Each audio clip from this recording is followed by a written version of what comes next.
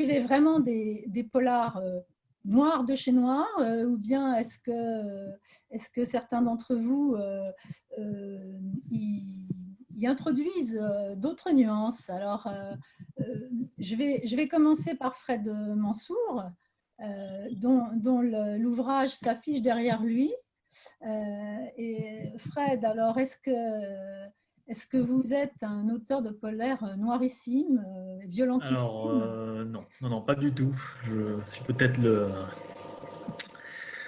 vilain petit canard de cette conférence, mais moi, je me sers de l'ambiance de polar, l'ambiance noire, pour la détourner et faire de l'humour. Voilà, donc toutes les BD Overkiller, là, donc j'ai écrit 2 BD Overkiller.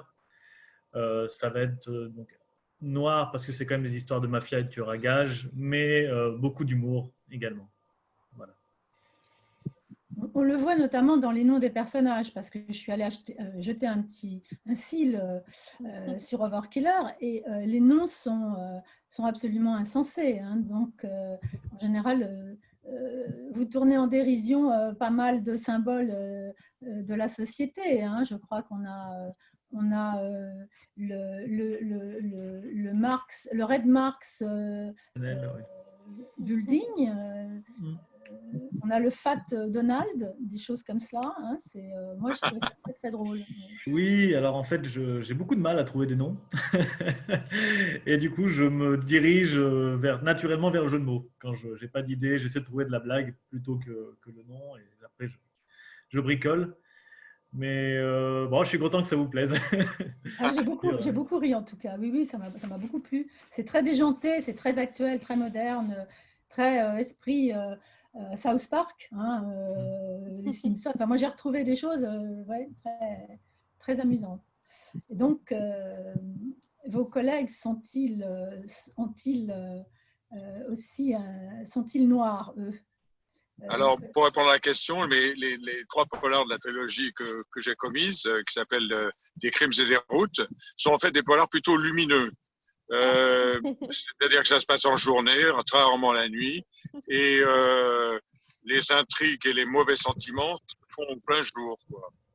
Donc c'est un peu différent. Alors que le dernier que je viens de commettre, qui s'appelle Salsa Picante, un polar lyonnais, typiquement lyonnais, est un peu plus noir. Voilà. Mais une notion qui est vraiment essentielle chez moi, je crois, c'est l'humour. C'est-à-dire j'aime bien rigoler. Quand j'écris, j'adore écrire, mais il faut aussi que j'ai du plaisir et que je rigole, quoi. Sinon, ça ne va pas. Donc, je pense que l'humour perle à travers tous les récits, qu'ils soient noirs ou lumineux. Vous citez quand même Héraclite. J'ai vu quelque part que vous dites rien n'est permanent sauf le changement. C'est vrai, c'est vrai. Non, parce que c'est vrai que dans la trilogie des crimes et des routes, en fait, il y a 4 frères qui sont les frères Carvalet, et ces frères Carvalet sont issus d'une lignée de paysans philosophes. Et par conséquent, ils connaissent son classique, et ça va effectivement d'Héraclite à Spinoza. Très bien, merci. Super. Voilà. Mais bon, je veux pas décourager personne. C'est-à-dire que tu l'as remarqué, Sylvie, mais je pense pas que beaucoup de monde ait remarqué ça. Donc, c'est vrai que Héraclite est un de mes moteurs aussi. Oui. Moi, je dois tout savoir de vous. C'est comme ça. Parfait, parfait. Voilà. Parfait. Jean-François, puisque tu ris. Ben, je relève. Non, en fait, bon, j'ai écrit, oui, enfin, L'île des Égarés, c'est un roman policier, c'est un polar. Il y a une enquête, il y a une intrigue, mais c'est pas noir. On commence pas par un crime, hein, non, c'est plus l'intrigue. Et puis je dirais, bon, comme c'est sur une île, hein, bah, parfois ça peut être la plage, la mer, le ciel bleu, et puis des fois ça peut être une tempête, ça peut être un peu plus gris, quoi. Alors, je ne vais pas dire que je fais dans la nuance de gris, mais c'est plus à ce niveau-là, quoi. Hein. C'est pas noir, c'est pas glauque, c'est pas sordide, même s'il y a des personnages qui ont des idées un peu tordues que je ne recommande pas. Mais je ne veux pas en dire davantage, bien évidemment. Surtout pas. Non, non, et d'autant plus que j'ai eu l'occasion de lire quelques ouvrages de ta part, Jean-François. Effectivement, je n'en dirai pas plus non plus.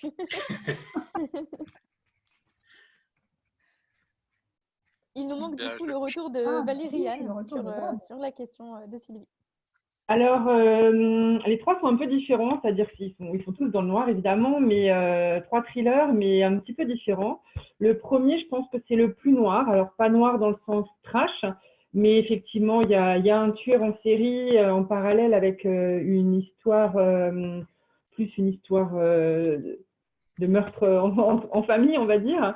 Et voilà, c'est noir dans le sens où on entre dans la tête du tueur en série, c'est lui qui parle en partie pendant l'histoire. Donc voilà, ça a un côté noir à ce niveau-là, surtout dans le premier. Et puis voilà, j'aimais bien parce qu'il se passe à Strasbourg, chez moi. Donc voilà, le côté noir réaliste. Et puis le deuxième est un peu moins noir, puisque c'est une histoire de disparition. Donc voilà, il y a plus une enquête sur un cold case, donc moins trash. Et puis le petit dernier qui sort, qui est déjà en précommande et qui sort début juin, le 5 juin, en fait, il est noir plus dans le côté psychologique, puisque la toile de fond, c'est le confinement. Et voilà, donc je me suis vraiment servi de l'actualité pour raconter l'histoire. C'est pas du tout un témoignage sur le confinement, c'est vraiment une histoire, mais je me suis servi du confinement comme décor, et c'est plus un thriller psychologique. Voilà, donc il est plus noir dans ce sens-là, mais pas de trash. Voilà. D'accord, super. Bah, en tout cas, ça peut faire un bon cadre, je pense, pour un roman noir. Reste à découvrir tout ça. Je te souhaite une bonne parution. Merci. Avant d'enchaîner sur une question que j'avais en tête, je viens de jeter un œil sur les questions-réponses qui viennent de pop juste en dessous dans ce webinaire. Et il y en a une qui est très intéressante, je trouve. Donc, je vais vous la poser, cher auteur. Je vous la propose. La question étant, est-ce que vous vous référez pour vos romans à des maîtres du genre? Et si oui, lesquels? Voilà, dépatouillez-vous avec ça. Et nous vous écoutons attentivement. J'ai une réponse spontanée, donc pour moi c'est Michael Connelly, c'est-à-dire que des Chems et des routes, en fait, j'ai habité à Los Angeles, donc quand je lis un Michael Connelly, je vois très bien quand on va sur Sepulveda Boulevard, des choses comme ça, ou au sommet de Hollywood, quoi. Et j'ai essayé d'avoir la même précision, mais pour mon petit coin de France, qui est le Forêt, c'est-à-dire que je suis ligérien, originaire de la plaine du Forêt, et mes lecteurs peuvent suivre les personnages pas à pas selon les routes qu'ils traversent. Et c'est assez amusant parce que j'ai eu des réactions de lecteurs qui me disent mais maintenant je vois plus les rues de mon village ou les routes de mon département de la même manière parce que je m'attends qu'à tout instant il y a un criminel qui débouche. Bon, donc pour répondre à la question, c'est Michael Connelly, quoi. Voilà. Super. Alors moi je vais enchaîner. Alors j'ai pas un auteur en particulier en fait sur lequel je me base. Peut-être juste un petit coup de cœur sur Joël Dicker et son livre sur Harry Kéber, parce que voilà, c'est le genre de livre, quand je le lis, je me dis voilà, c'est le genre de livre que j'aurais aimé écrire. C'est plus dans ce sens-là, mais après c'est vrai qu'il y a tellement de beaux auteurs, voilà, les Musso, mais voilà, petit coup de cœur pour Dicker pour ça. Ça marche. Il reste Fred ou Jean-François, c'est comme vous voulez. Oui, alors moi, vu que c'est de la bande dessinée, c'est une question un peu plus complexe. Pour ce qui est des romances, c'est vrai que j'ai plutôt des références. J'ai essayé de m'inspirer peut-être des Stephen King et des romans d'horreur un peu classiques parce que j'aime bien son style d'écriture en fait, que je trouvais en tout cas à ses débuts assez efficace. Mais après non, en termes de références, moi ça va être tout ce qui est BD. J'ai beaucoup de références en termes de manga japonais. On a parlé de Nicky Larson dans le chat, j'avoue, c'est complètement une référence. Puis après en fait, vu que dans la BD on est beaucoup sur le visuel, je suis pas mal inspiré par les dessins animés, donc comme ceux que Sylvie a cités, quoi. Voilà. Bon, écoute, Abby, moi, avant d'enchaîner sur une question que j'ai envie de leur poser, j'ai jeté un petit regard dans la soute, là, et j'ai vu que notre ami Jean a suscité quelques commentaires que je vais livrer pour pour le plaisir. Donc, certains demandent si tu es SDF et si tu vis dans ta voiture. On ne citera pas le nom. C'est la vie d'auteur, hein, la vie d'artiste, c'est ça aussi. Voilà, Autre question, C'est la- quelle est la marque de ta bagnole? Alors, c'est la vie de bohème parce que on est à la campagne pour quelques jours, là, jusqu'à mardi, mercredi. Et on est dans un gîte, mais qui est au fond du vallon. Et j'avais pas assez de réseau, donc j'ai erré pendant 15 minutes, effectivement, pour trouver suffisamment de signal. Et là, je suis sur la place du village. Alors, vous voyez passer des gens, des mobylettes qui pétaradent, etc. Et quelquefois, il y a les vaches. Donc, si vous entendez des meuglements, c'est pas normal. Hein. Pas de souci. Voilà. Et là, la voiture, pardon, c'est une C3 Aircross. Voilà. Il faut soutenir l'automobile en ce moment, c'est bien. Alors, moi, le frein à main est bien serré, il n'y a pas de raison qu'on perde. Il faudrait surtout pas qu'on vous perde en cours de route, un de vous quatre. Hein. Jusqu'au bout, tout le monde est là. Moi, il y a une question qui me vient parce que quelque chose m'a intriguée quand j'ai jeté un petit coup d'œil sur vos bios. Vab, je n'ai pas trouvé la réponse, mais j'imagine que tu as au moins 2 vies puisque tu ne dois pas vivre que de ta plume. Mais ces 3 messieurs, ils ont en gros 3 vies chacun. Je ne dis pas forcément en même temps, mais au moins successivement. Fred, par exemple, a commencé, enfin, il est ingénieur de formation, il n'est pas, voilà, et puis il a été développeur, il a fait effectivement, tu as fait de l'animation, tu as fait des jeux vidéo. J'ai fait du jeu vidéo, oui, un petit peu. Enfin, c'était ça qui me plaisait dans la programmation. Et puis après, hop, il passe à l'écrit. D'ailleurs, c'est intéressant parce qu'il passe de ce qui est animé à quelque chose qui ne bouge plus. Là. Sur son site, ça bouge pas mal. Je suis allée voir, c'est très rigolo. Il y a beaucoup de petites choses qui bougent. Jean Ducreux, c'est pareil. Il est professeur d'anglais universitaire. C'est un super geek, même c'est pas un geek, c'est un super geek. Il a été écrit par Fred Mansour, on dirait un over geek. Bon, il a même fondé une start-up. C'est vrai. Avec un objet très particulier. Bon.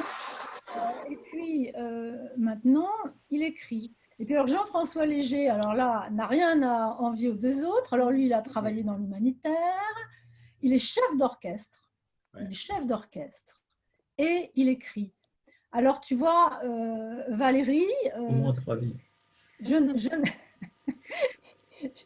ne sais pas combien de vies tu as, mais eux, ils sont pratiquement comme les chats. Comme les chats d'ailleurs, comme le chat de ton héros, Fred, le chat de ton héros. Du gros matou. Un très gros matou. J'ai eu quelques vies aussi, effectivement. Et puis, je ne fais pas d'écriture à temps plein. J'aimerais bien avoir le temps d'écrire toute la journée, mais ce n'est pas le cas. Et puis, évidemment, voilà, j'ai un travail, je suis aussi dans le domaine universitaire, mais plus hébergement et restauration universitaire. Et puis, j'ai aussi une vie de maman à côté. Et voilà, donc quelques vies aussi. Oui, c'est ça. En fait, je me suis rendu compte, c'était une révélation, qu'en définitive, les écrivains, c'est un peu le bureau des légendes, quoi. Ils ont plusieurs vies, là, qui s'écrivent en parallèle. C'est extraordinaire, c'est extraordinaire. On est comme des millefeuilles un peu. Voilà. Donc, ce qui m'amène à vous demander si toutes ces vies nourrissent vos romans et de quelle manière. C'est sûr. Rien que pour mon dernier, en fait, ma vie professionnelle a nourri mon roman puisqu'en fait, Confinement mortel, donc qui va sortir, se passe en résidence universitaire. Parce que je trouvais que c'était sympa, en fait, voilà, d'avoir le clin d'œil, d'intégrer un petit peu ma vie là-dedans. Puis c'est un domaine que je connais bien. Donc, voilà. Et puis dans le premier aussi, puisqu'il y a beaucoup d'événements qui se passent dans le tram, que je prends tous les jours. Je pense que plus ou moins inconsciemment et plus ou moins de façon importante, ce qu'on vit au quotidien fait écho dans nos livres, les gens qu'on croise, qu'on ressent, ce qu'on vit. Voilà. En tout cas, moi, effectivement, c'est une de mes sources d'inspiration. Je pense que l'expérience transpire forcément dans nos écrits. J'ai pas dans le tome 3 des gendarmes, là, j'ai écrit à peu près 25% du bouquin qui se passe en Suède. Et en fait, j'ai été attaché de presse à l'ambassade de France à Stockholm pendant plus de 2 ans.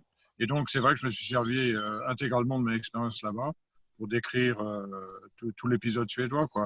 Et puis, partout ailleurs, je pense que notre personnalité apparaît, quoi. Personnellement, je suis passionné de langues étrangères, passionné de voyage. Donc, dans mes bouquins, on voyage beaucoup et on parle tout un tas de langues et de dialectes. Et je peux pas m'en empêcher, quoi. Voilà. Alors, dans ce cas, pour vous, Fred ou Jean-François, est-ce que vos vies multiples, tel un chat qui a 9 vies, ça vous inspire ou pas? Je t'en prie, Jean-François, vas-y. Merci. Alors, j'ai beaucoup observé, mais j'ai pas écrit des romans qui racontent ma vie. C'est plus des situations, des personnes. Mais je trouve qu'il n'y a pas d'intérêt à ce que je raconte ce que j'ai pu faire, mais c'est ce que j'ai pu croiser ou imaginer dans un lieu, etc. Donc, oui, il y a l'expérience qui a amené une situation, mais ce n'est pas vraiment quelque chose de vécu. Il y a quand même beaucoup d'imaginaire derrière. Super, merci. Fred, du coup? Alors moi, non, je dirais non. Pas vraiment. Disons que moi, ce qui m'a vraiment inspiré, c'est principalement ce que j'ai lu, ce que j'ai vu dans les médias, quoi, dans les jeux vidéo, les médias, les romans. De ma vie, non. En fait, je fais quand même des histoires avec comme héros un tueur à gages.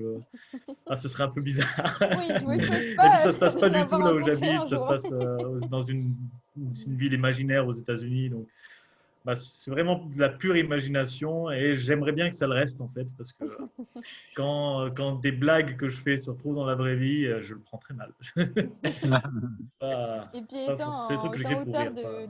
de romans noirs, c'est quand même pas souhaitable qu'il vous arrive certaines choses qu'on fait subir nos personnages, hein, je pense. Exactement, voilà. Je prends moi en personnage, je m'éclate beaucoup la gueule et je me dis comment est-ce que je réagirais à sa place. Mais bon, voilà, je veux pas dire que ça m'est arrivé ou quoi que ce soit. J'ai pas envie. Je suis allée faire un tour dans la soute là et j'ai trouvé une question pour le musicien de service. Quelqu'un aimerait savoir quelle est l'ambiance sonore de l'île des Égarés. Bonne question que je ne m'étais jamais posée jusqu'à présent. Ouais. Bon, alors c'est vrai que j'ai une formation classique, j'aime beaucoup le jazz et la musique sud-américaine. Je dirais c'est peut-être Raoul Midnight. Et puis à un moment il y a du flamenco, il y a ouais, c'est une ambiance qui une atmosphère. À un moment je fais référence à Billie Holiday aussi. C'est voilà, enfin ça serait pas de la musique classique, ça serait vraiment quelque chose d'assez ouais de la tension suggérée quoi en fait. Voilà, on est dans l'atmosphère hein, vraiment. Alors je sais pas si j'ai répondu précisément. Mais je vous dirais, lisez et puis dites-moi ce que vous en pensez, quelle musique vous avez entendue. Mais voilà ce qu'il faut que cette personne fasse. Et il y a une autre question qui s'adresse à tout le monde. Est-ce que vous écrivez dans d'autres genres? Moi, j'ai commencé. Le suivant, là, et c'est plus, on va dire, un peu de la romance, hein, mais voilà, un peu déjanté, un peu… Voilà, j'avais envie de faire quelque chose d'un petit peu léger. Après le dernier, qui était peut-être un petit peu oppressant, j'avais envie de me lancer dans quelque chose d'un petit peu plus léger. Donc voilà, romance. Après, je pense que j'intégrerai peut-être un petit peu de policier Mais voilà, je ne sais pas forcément encore comment je vais goupiller ça dedans, mais j'ai envie de m'essayer un autre genre, effectivement. Même si mon cœur reste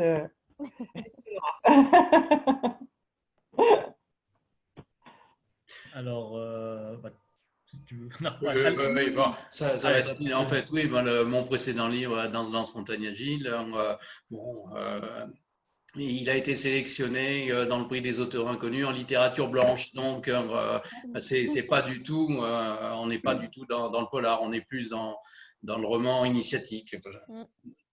Voilà, c'est autre chose. Alors moi, là, j'ai récemment, ça va faire à peine un mois, non, avant le confinement, donc quelques mois, j'ai écrit une BD de science-fiction.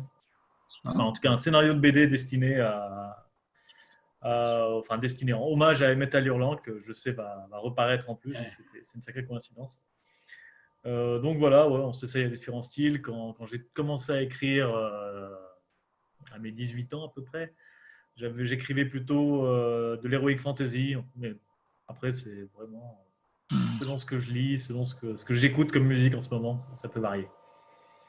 Super. Et pour toi, Jean, du coup? Et disons que le bouquin que vous voyez derrière Sylvie, Pharaon 1923, c'est radicalement différent.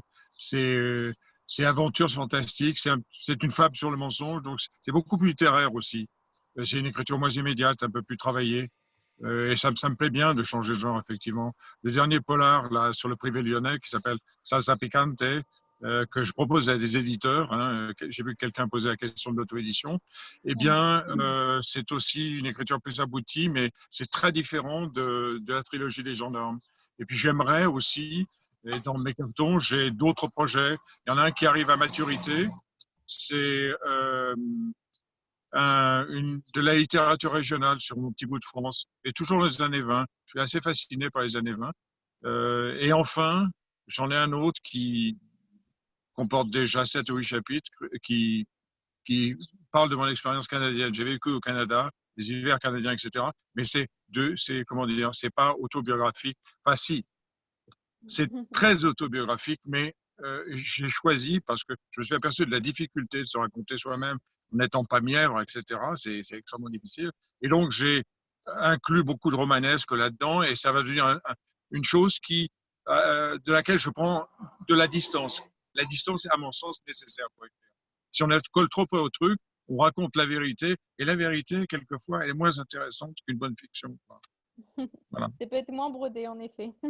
Ouais. Je vais en profiter pour rebondir sur une autre question qui vient également d'être posée donc, par le chat, qui est: est-ce que la construction d'un meurtre, donc là nous revenons dans le noir pur, dans un de vos romans nécessite un procédé particulier comme la recherche ou autre?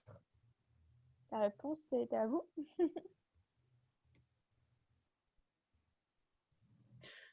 Je vais commencer. Alors, dans un curieux grain de sable, c'est vrai que là, on s'ouvre sur un corps qu'on retrouve avec un poignard dans le dos, ce qui doit être assez désagréable. Mais, alors, ça a nécessité de s'interroger, ne serait-ce que sur des points, là encore, ne rien dire, mais sur des points précis, je dirais, d'anatomie ou de physiologie, parce que tous les coups ne sont pas mortels, hein, donc il fallait savoir vraiment à quel endroit il fallait frapper, en fait. Mais il n'y a pas, non, on va pas trouver de médecin légiste, on va pas être en salle de dissection. Non, pour moi, c'est une façon de débuter et de défiler, de dérouler la trame, en fait.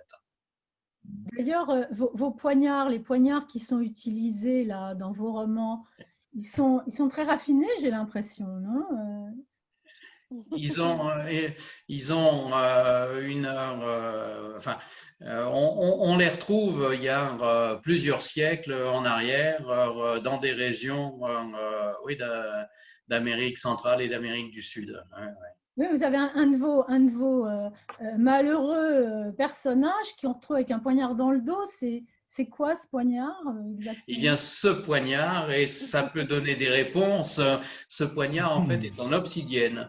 Et je peux vous donner la raison utilisée, c'est que, alors, je crois que ce sont les Mayas ou les Aztèques, au moment d'un sacrifice humain, utilisaient un poignard avec une lame en obsidienne et le manche était en fait un crâne.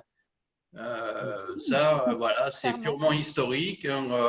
Bon, un peu noir, certes, ça tombe bien tout de suite, mais il y a donc une référence malheureusement liée à la réalité.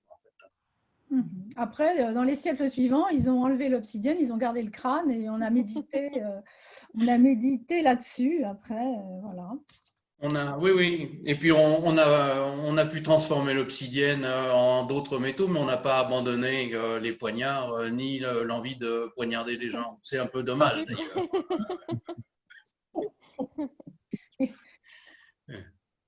Après, pour rebondir, oui, moi je trouve que les recherches, quand on écrit un roman, c'est aussi une partie agréable. Pour le premier, et ouais, je trouve que c'est agréable. Je rejoins Jean-François. C'est vrai que là, quand il y a un meurtre se passe, on n'est pas les professionnels du meurtre, enfin a priori pas en tout cas, en dehors du livre. Mais du coup, voilà, il y a toute une partie anatomique, médicale qu'on ne maîtrise pas et que j'ai trouvé très intéressant d'avoir à rechercher pour savoir. Voilà, moi, c'était pas un poignard, c'était un étranglement, mais voilà, pour savoir un petit peu comment il faut s'y prendre et les conséquences que ça a. Et voilà, donc je trouve que c'est une partie intéressante aussi, les recherches. Et comment les nommez-vous, vos personnages? Comment ça se passe pour leur trouver des noms? C'est tout de même un acte compliqué parfois et très, très important aussi. Moi, je demande beaucoup autour de moi, à mes amis, à la famille, sur les réseaux, ça m'arrive aussi, des gens avec qui je discute pour voir si les prénoms matchent ou s'ils trouvent que ça correspond à la personnalité du personnage. Donc, ça m'est arrivé d'échanger justement parce que le personnage évoluait et que du coup, je trouvais que le prénom ne collait plus à la personnalité. Moi, comme je disais avant, c'est principalement quand j'ai pas d'idée, je cherche la blague. Plus de facilité à trouver les jeux de mots que des noms. Donc, je me demande si c'est pas ça qu'ils faisaient dans Astérix aussi. Hein, s'ils ont pas utilisé ce concept pour pas avoir à se poser trop de questions. C'est vrai qu'on pourrait y voir une belle référence. C'est vrai, vous ne vous êtes pas cassé la tête, par exemple, pour l'animal de compagnie favori de votre héros Overkiller, il s'appelle le chat, c'est ça? Il s'appelle le chat, voilà. C'est quoi? C'est un chat? Maintenant, c'est parce que il était peut-être bébé au moment où l'assassin l'a découvert. Mais du coup, lui effectivement, c'est quelqu'un de. Enfin, pour le coup, c'est un animal qui a été nommé par le héros, donc d'où le nom particulièrement facile de le chat. On ne sait toujours pas si c'est un pangolin ou une chauve-souris, cet animal. Voilà. En tout cas, c'est un félin, c'est certain. Maintenant, ouais, est-ce que c'est réellement un chat? Enfin, c'est quand même un chat noir de très grande taille, quoi. Mais, un genre de panthère noire, alors. Oui, on pourrait dire. Il est mascotte, hein, quand même. C'est un petit peu la mascotte de la série, oui. Mais après, pour les autres personnages, c'est vrai que par exemple, le héros s'appelle Lancelot Dupuis. Donc c'est purement du jeu de mots, quoi. Enfin, voilà pour moi. Moi, je suis comme Fred, j'aime bien l'humour et j'ai par exemple un petit chien dans le dernier qui s'appelle El Gato, quoi. Et mes gendarmes, on les appelle le duo imprononçable parce qu'il y en a un qui s'appelle Tadeusz Wojciechowski et puis l'autre s'appelle Khaled Ben Khaled. Alors voilà, mais je cherche une cohérence selon l'origine ethnique, toujours. Pour moi, ça a de l'importance, quoi. Mais ils sont très cosmopolites, vos personnages. Enfin, si j'en juge, moi, par le dernier de la trilogie, là, mais ce sont toujours les mêmes, d'ailleurs, je crois, d'un roman à l'autre dans la trilogie. Dans la trilogie, ce sont les 4 mêmes personnages, c'est vrai. Lubna, Amasri, enfin, il y a beaucoup de. Lubna Amasri est biculturelle, puis elle a une maman franc-comtoise, quoi, et un papa algérien. Khaled Ben Khaled est marocain, mais il est né en France. Donc, comment dire, c'est un reflet de la réalité française, quoi. Et puis, effectivement, j'ai Colette Pesson, qui est une sorte de monument gaulois en plein milieu, quoi. Elle m'a fait penser à Anne-Marie Pesson. C'est drôle. J'ai repensé à Ouais. cette femme, voilà. Mais bon. Et, oui, parce que ça se passe dans le Forez, mais enfin, c'est tout de même très cosmopolite. Oui, c'est vrai. Moi, Mais c'est en pas fait, du tout. l'origine du nom, je me renseigne pas mal aussi. Je fais comme les autres un peu de recherche préalable, quoi. Et effectivement, là-dedans, dans le premier, il y a un cardiologue, un chirurgien qui, dans la réalité, s'appelle Bertrand Pesson. Et là, je l'ai appelé Bertrand Pesson pour lui faire un clin d'œil et qu'il se retrouve un peu dans le bouquin. Pour le remercier, il m'a filé tout un tas de tuyaux sur les assurances quand on rate une opération, etc. Et c'était vraiment très intéressant. Voilà. Alors, que disent nos… Oui, on a d'autres questions qui peuvent au fur et à mesure. Du coup, je vais en poser une à mon tour, qui est comment les auteurs trouvent-ils le titre de leur roman? Ouh. Bonne question. Sacrée Alors, bonne question. comment vous trouvez votre titre? Qu'est-ce qui vous dit, ok, c'est ce titre-là? Est-ce que vous changez aussi en cours de route? Est-ce que ça vous vient d'un coup? Qu'est-ce qui se passe à ce moment-là dans vos têtes? Dites-nous tout. Oui, mais je pense que dans mon cas, ça peut évoluer, quoi. C'est-à-dire, par exemple, que le dernier, celui qui est derrière Sylvie, la Pharaon 1923, initialement, il s'appelait Le Pharaon de la Sorbonne, qui était peut-être sans doute un petit peu plus juste. Pour les crêpes et les routes, il fallait qu'il y ait des routes. Donc, le premier s'appelle Le Héros de la RD 311, le deuxième, Le Fantôme de la 72, c'est quasiment naturel. Et j'hésitais un petit peu sur le 3. Ça s'appelle la disparue du chemin des Tourelles. Donc, il y a toujours une notion de route, mais comment dire, en même temps de fin du voyage, quoi. Mais ce titre a beaucoup évolué. Il faut que ça colle au récit et au style qu'on a choisi. Je crois que c'est surtout ça. D'accord. Est-ce que vous avez d'autres retours, Jean-François, Valériane, Fred? Alors moi, curieusement, alors je dis curieusement parce que j'ai pas l'impression que ce soit forcément la norme, mais moi, je l'ai dès le départ. C'est-à-dire que dès que j'ai l'idée dans la tête, j'ai besoin d'avoir le titre et de faire une couverture. Alors, ça peut évoluer, modifier un petit peu le titre, change pas trop jusqu'à présent, plus la couverture, mais j'ai ce besoin visuel, en fait, de visualiser le titre et la couverture. Ça me guide, en fait, pendant tout le livre. Voilà, donc moi, je le fais. C'est quasiment la première chose que je fais. C'est le titre. T'as de la chance. Moi, j'ai beaucoup de mal à trouver les titres. C'est peut-être le truc le plus difficile. C'est vrai? Qu'est-ce qui te met Oui, en bah, si je prends les titres de mes BD, hein, bon, là, je suis parti sur des références de chansons ou de films. La première BD s'appelle Requiem for a Mime.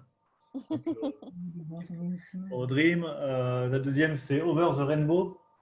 Donc, on reste sur Overkiller avec puis Rainbow parce que c'est sûr, il va combattre la mafia gay dans la deuxième BD. Mais voilà, j'ai vraiment beaucoup de mal à trouver. Là, la BD que j'ai écrite en science-fiction, je ne connais toujours pas le titre. Autant j'ai plus de facilité à trouver le nom des héros. Donc là, Overkiller, ça passe bien en titre de série. Maintenant, les sous-titres de chaque tome, c'est un peu plus compliqué pour moi. Je peux t'aider, Fred. En tant que prof d'anglais, je peux t'aider. Ah oui, bah oui. Écoute, je vais peut-être te contacter alors pour le prochain. Okay. Et toi, Jean-François, du coup? Alors pour moi, le dernier, le titre s'est imposé vraiment dès le début, au point que pendant l'écriture et pendant la phase de correction, enfin de préparation de la sortie, je scrutais régulièrement pour voir si personne ne prenait le titre. Bon, les autres, c'est différent. Un curieux grain de sable, j'ai joué sur l'ambiguïté, il ne s'est pas appelé comme ça pendant longtemps. Danse Montagne Agile, c'est un titre qui peut être curieux, long, abscon. Et en fait, bon, on a la réponse à la fin. Et c'est d'ailleurs un beau message. Mais il s'est appelé différemment aussi. Mais c'est comme la couverture, hein, c'est très important. Hein, le titre, ça doit être accrocheur, ça doit donner envie. Hein, bon, et c'est pas toujours évident à trouver. Et puis des fois même, on peut mettre un titre et puis se rendre compte que c'est pas le bon. C'est vrai. Alors, Est-ce que tu as des questions qui te viennent en tête, Sylvie? oui, alors elles sont pas dans ma tête, elles sont effectivement d'ailleurs, parce que là, je suis allée regarder, je n'avais pas besoin d'avoir d'imagination. Ils aimeraient en savoir plus sur la manière dont ça se passe. Est-ce que pour vous, ils voudraient savoir, nos visiteurs, si vous travaillez plutôt la nuit ou le jour, hein? Donc on est là dans vos pratiques d'écriture et pratiquement vos modes de vie d'écrivain. En mode chat, Fred, ou en mode diurne? Ouf. Alors, moi, ça va être plutôt la nuit, je pense. Mais c'est juste parce que je me lève très tard. Là, c'est comme l'œuf, hein, on ne sait pas. Enfin, l'œuf et la poule, on ne sait pas.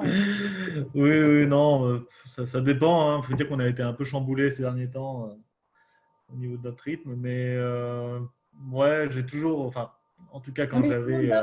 dans le monde d'avant, c'était comment?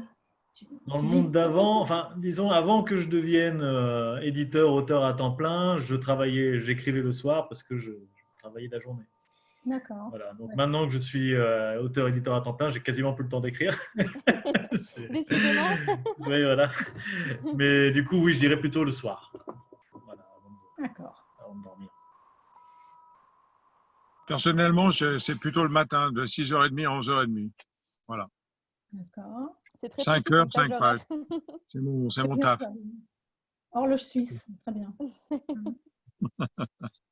Je me Alors, rapproche de gens où j'ai besoin d'une discipline. Alors, je garde le rythme d'une page par heure, mais c'est plus 3 ou 4 selon comment on se répartit.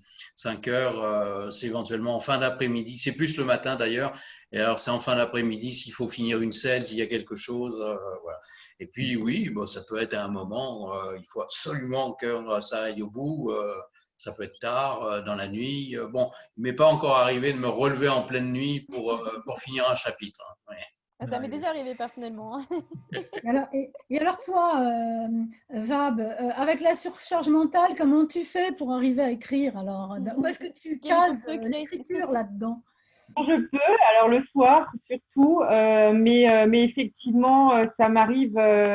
Enfin, moi, j'ai toujours le téléphone avec moi et comme j'écris beaucoup, voilà, soit sur téléphone, soit sur l'ordinateur, ça m'arrive effectivement d'avoir une idée qui va me réveiller et je vais écrire sur mon téléphone. Ça m'est déjà arrivé de me lever et d'aller écrire ou de me réveiller à 2-3 heures du matin et de me dire là, il faut que j'écrive et voilà, d'avoir envie d'écrire et d'écrire avant. Sur le notebook, comme ça, là, ouais.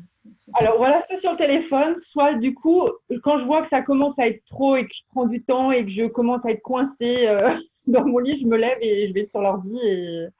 Et donc voilà, ça m'arrive, mais souvent c'est le soir quand je rentre du travail ou le matin avant de partir quand je me lève assez tôt. Voilà. Et puis le week-end, évidemment, quand j'ai plus le temps, du coup. Bah oui, ce qui reste. Je ne sais pas si tu as vu la question là, tout à l'heure que posait un visiteur sur pourquoi avez-vous choisi l'auto-édition les uns et les autres? Est-ce un choix? Est-ce une décision par défaut? De quoi s'agit-il pour vous? Moi, je trouve que l'auto-édition, c'est absolument merveilleux. Si j'avais eu ça il y a 20 ans, quand j'ai écrit mes premiers scénarios, je m'en serais beaucoup mieux porté et j'aurais écrit beaucoup plus. Il s'avère qu'en fait, quand j'ai produit mon premier polar, je me suis empressé de présenter à des éditeurs. J'ai fait 13 copies papier, hein, interligne 1.5, etc., bien dans les normes, et je l'ai envoyé à 13 maisons d'édition. En un an, j'ai reçu 3 réponses négatives. Ça ne fait pas partie de notre ligne éditoriale, quelque chose de très classique et de normal, d'acceptable. Mais en revanche, depuis 2017, il y en a quand même 10 qui ne m'ont pas répondu.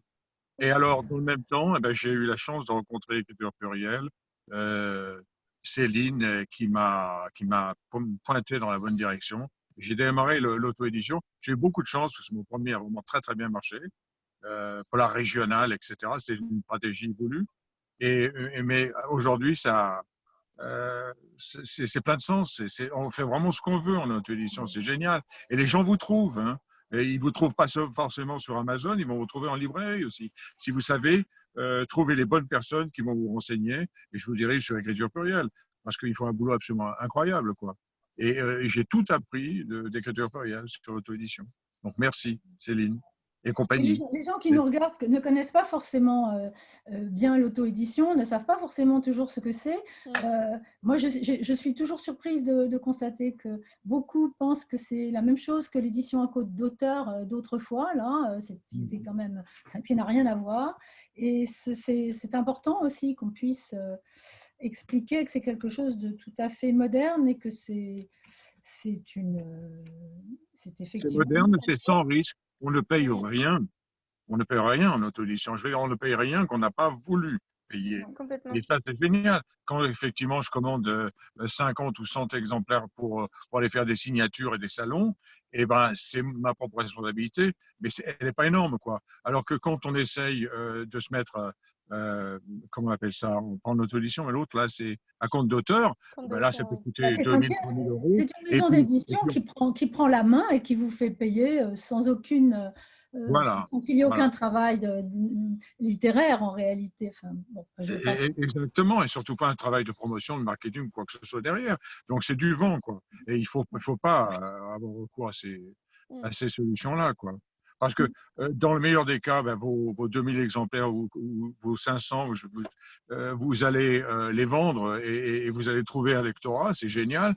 Mais dans un paquet de gens que je connais, d'amis, eh bien, ils ont 500 ou 1000 exemplaires de leurs bouquins dans leur garage et c'est complètement navrant. Ça donne une image d'échec, etc. Alors qu'on peut très bien se valoriser. Si le premier n'est pas bon, ben, peu importe, ça ne coûte rien d'essayer le deuxième et le troisième. Et puis, un truc qu'il faut savoir, c'est que plus on écrit, mieux on écrit. Ça, c'est vraiment clair. Tout à fait. Et qu'est-ce que Donc, vous en dites, du coup l'auto-édition permet de se lancer à moindre frais, à moindre coût et de tout essayer, de tout tenter et sans des risques pécuniaires excessifs. Voilà.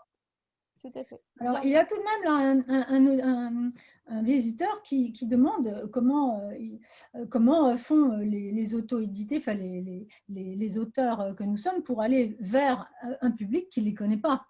Donc, cet auditeur se demande si on n'est pas en train peut-être de montrer des choses plus roses qu'elles ne sont. Il a l'air de dire, mais comment vous faites vous dites que les gens viennent vers vous, mais comment peuvent-ils faire puisqu'on est inconnu? On est inconnu, mais après, c'est à nous aussi de nous faire connaître. Alors, c'est vrai que c'est la difficulté de l'auto-édition, c'est que du coup, on a tous en général une vie à côté, donc ça prend énormément de temps. Donc, il faut vraiment se faire connaître, il faut aller sur les réseaux, il faut prendre le temps de communiquer avec les gens, il faut prendre le temps de leur répondre, il faut prendre le temps d'échanger. Mais je trouve que c'est une richesse incroyable parce que il y avait des réseaux, notamment Instagram, sur lesquels je n'étais pas avant de commencer à écrire. Et on y découvre des gens extraordinaires et beaucoup d'échanges et voilà. Et au fur et à mesure, c'est une communauté, les gens apprennent à vous connaître. Donc, soit ils ont envie de lire votre livre parce que le résumé leur a plu, soit à force d'échanger, il y a une complicité qui se crée. On se dit, tiens, cette personne, j'apprécie de discuter avec elle, j'apprécie ce qu'elle publie, du coup, tiens, j'ai envie de découvrir ce qu'elle écrit. Et il y a vraiment une alchimie qui se crée avec les gens. Alors, ça prend du temps, mais je ne suis pas sûre que ça prenne forcément plus de temps qu'en maison d'édition. Je pense que c'est complètement différent parce que toutes les maisons d'édition ne font pas des promos à la Musso, hein. Je veux dire, voilà, il y a quand même, on voit beaucoup de retours sur les réseaux d'auteurs qui sont édités en maison d'édition et qui disent qu'on doit faire beaucoup de promotions moi-même. Donc, au final, dans certains cas, ça ne change pas forcément grand-chose. Donc, on ne montre pas les choses plus roses qu'elles ne sont. C'est vrai que Jean donnait un avis très positif que je rejoins complètement. Alors non, c'est pas bisounours dans le sens où il ne suffit pas de créer un compte Instagram pour que demain vous achète 2000 livres, bien évidemment. Mais ça permet de se faire connaître vraiment. Facebook, c'est pareil. Alors, ce n'est pas forcément le même public. Je pense qu'il faut cibler l'un, l'autre ou les deux en fonction des livres qu'on fait, en fonction du public qu'on cherche. Mais voilà, ça se développe, ça se travaille. C'est un travail presque quotidien si on veut apprendre à se faire connaître.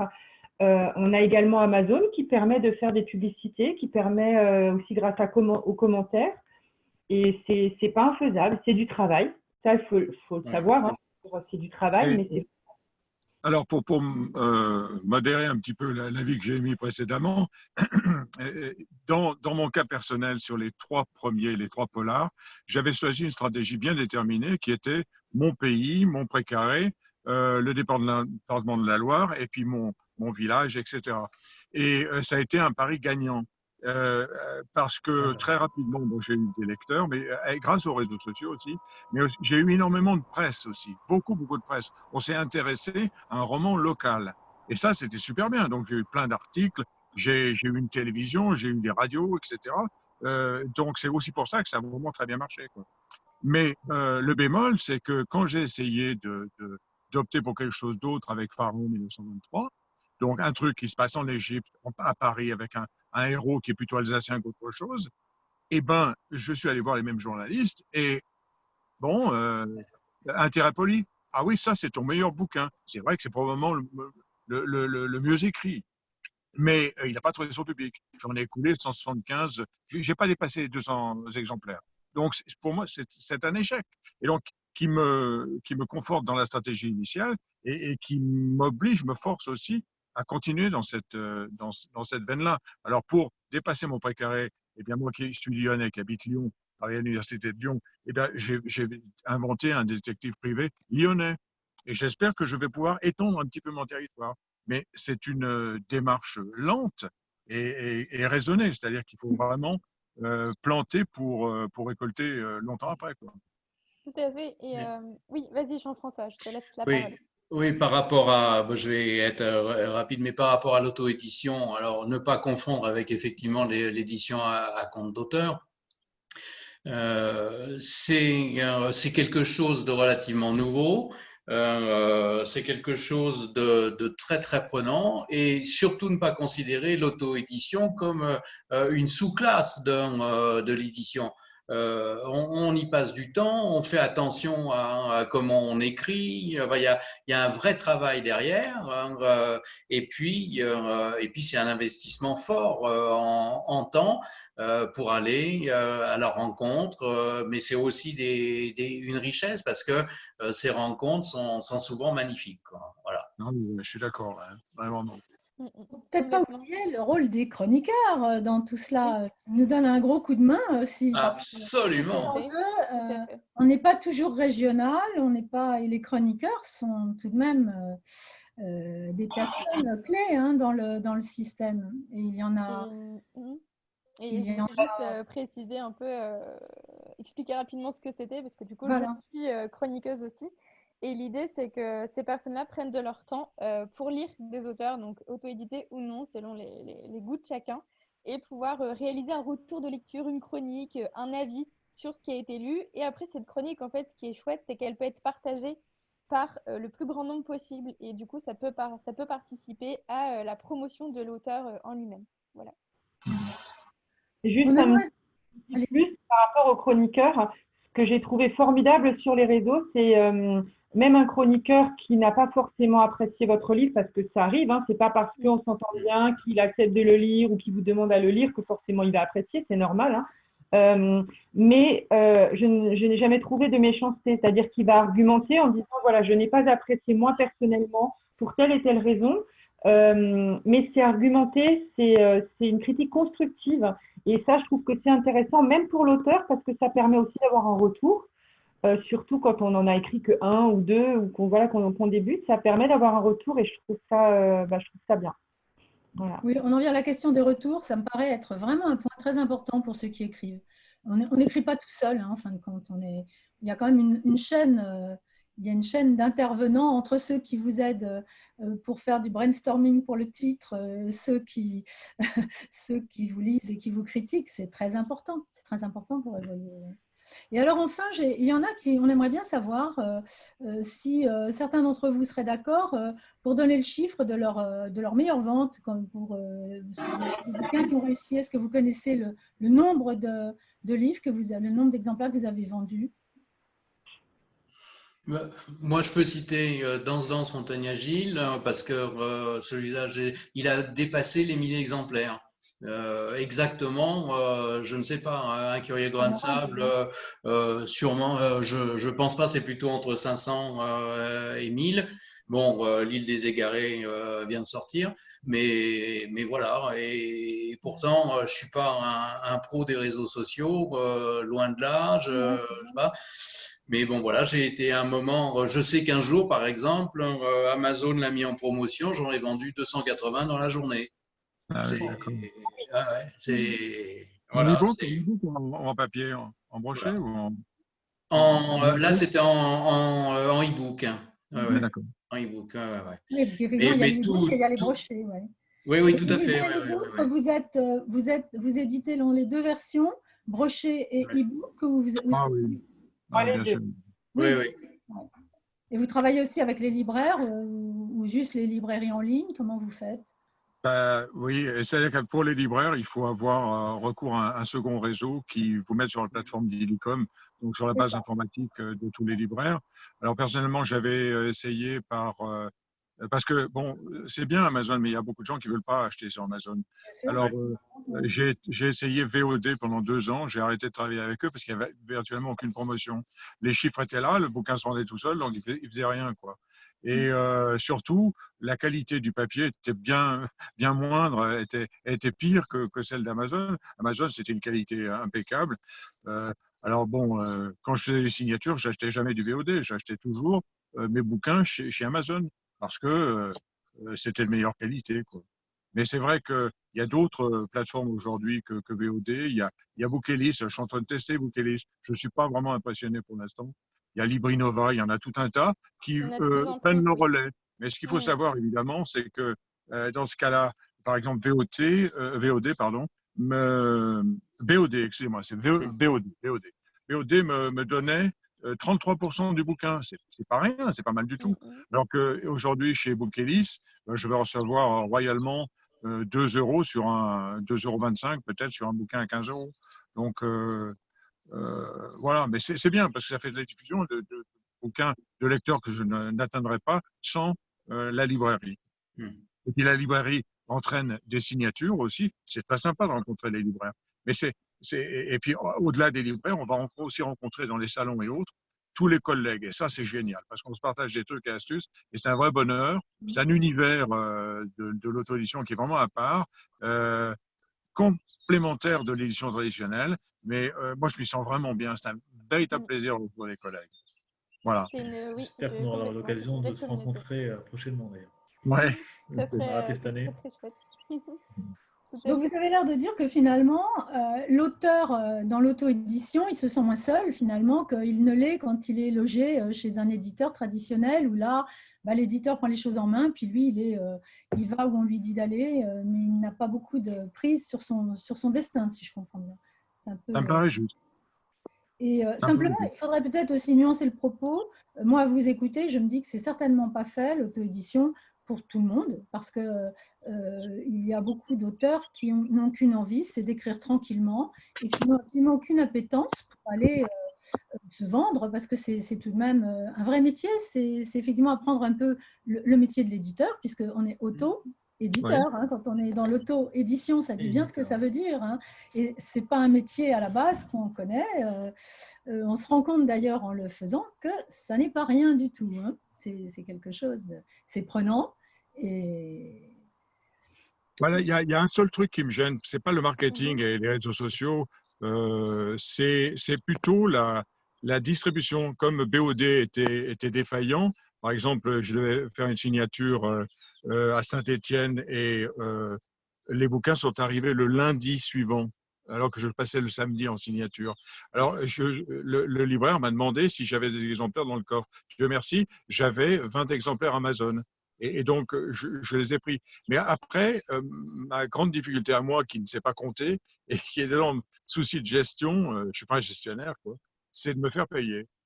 Par Ah exemple, oui, j'ai une embauche chez un libraire aujourd'hui qui est de 575 balles et je ne sais pas comment me faire payer. La première facture date de ça c'est le gros 2018. problème d'auto-édition aussi. Ouais. ah Alors oui, voilà. c'est une Mais entreprise, ça devient une petite entreprise. c'est pour ça que utiliser une plateforme comme BOD ou Bookelist, ça me va bien parce que eux gèrent toutes les ventes. Et puis bon, ils méritent leur argent. Ils font un boulot que je ne fais plus. Voilà. Tout à fait. On va malheureusement arriver déjà sur la fin de notre temps imparti. Ça passe très, très vite. On passe vite avec des auteurs. Hein. On ne s'ennuie jamais. Complètement. Excusez-moi, j'ai le soleil couchant dans le dos, là. Et... Voilà. C'est ça, on se rend compte que le soleil bouge encore, hein, il est en train de se coucher, hein, Jean. Est-ce que vous souhaitez nous partager Quelqu'un voulait savoir qui était l'auteur des Disparus. Je crois que c'est facile de le révéler. Voilà, c'est Fab. Voilà. Donc, je ne sais pas, quelqu'un doit vouloir acheter ton livre. Voilà. Eh bien, écoute, tant mieux. Voilà. Une vente. Vous souhaitez nous faire part d'un dernier petit mot à propos de l'auto-édition, de votre roman, de ce moment, de tout ce que vous souhaitez? Non, merci aux organisateurs et organisatrices. C'est vraiment génial ce que vous faites. Ça doit demander un boulot de dingue et on apprécie beaucoup. Merci. Oui, Jean m'a coupé. Oui, pardon. Vas-y. Jean m'a coupé l'herbe sous le pied parce que je crois qu'on a passé un moment très agréable, mais surtout, il y a eu la préparation et c'était vraiment un grand merci et très, très sincère parce que écriture plurielle, les chroniqueuses, l'installation de ces directs aujourd'hui, c'est vraiment quelque chose de fort et vraiment un grand merci. Ouais, on a rencontré, voilà, on s'est rencontrés d'une manière différente et c'est vrai qu'il y a eu un bel élan en fait de tout le groupe et puis de Céline et de tous ceux qui ont fait que ça fonctionne et je trouve ça assez magique en fait. Voilà, je trouve que ça a vraiment un côté magique et finalement ça a fonctionné du tonnerre quoi. C'est cool. On ne veut pas se quitter, mais alors nous allons… Abby, tu as quelque chose à ajouter à tout cela? Juste, Fred, comme tu n'as pas parlé, est-ce que tu souhaitais dire un petit mot? Oui, je voulais juste dire que c'était, ma foi, assez unique ce qu'on avait fait aujourd'hui. Et surtout que j'avais quand même hâte de vous voir en vrai très prochainement. C'est vrai. Je l'espère l'année prochaine sur le festival sur Lyon. Voilà. Super. Pour ma part, merci également à tout le monde. C'était vraiment très chouette. Et je souhaitais aussi faire passer le message comme quoi il y a possibilité de rester encore ensemble. Il y a des liens qui sont distribués dans le chat, donc n'hésitez pas à cliquer dessus pour poursuivre toutes les discussions. Et Sylvie, je te laisse le mot de la fin. Eh bien, je crois qu'on pourra tous dire qu'on y était. C'est peut-être le premier salon littéraire en ligne. Moi, j'en ai une grande fierté. J'ai rencontré des gens effectivement formidables. Et puis, merci à Céline qui anime avec tellement d'enthousiasme, de fraîcheur et d'énergie l'association Écriture Plurielle, grâce à laquelle on a eu ce salon au lieu de rien. Hein. Tous les salons étaient annulés. Et puis, hop, elle a eu cette idée. Et puis, merci à tous ceux qui, dans la coulisse, ont ramé, parce que là, aujourd'hui, si ça se passe aussi bien, c'est parce qu'il y a des personnes qui œuvrent pour cela, pleines de talent et de compétences. Et merci à toutes ces personnes qu'on va d'ailleurs retrouver maintenant de l'autre côté lorsqu'on aura terminé cette émission. Donc, au revoir à tous. Merci aussi à tous les visiteurs.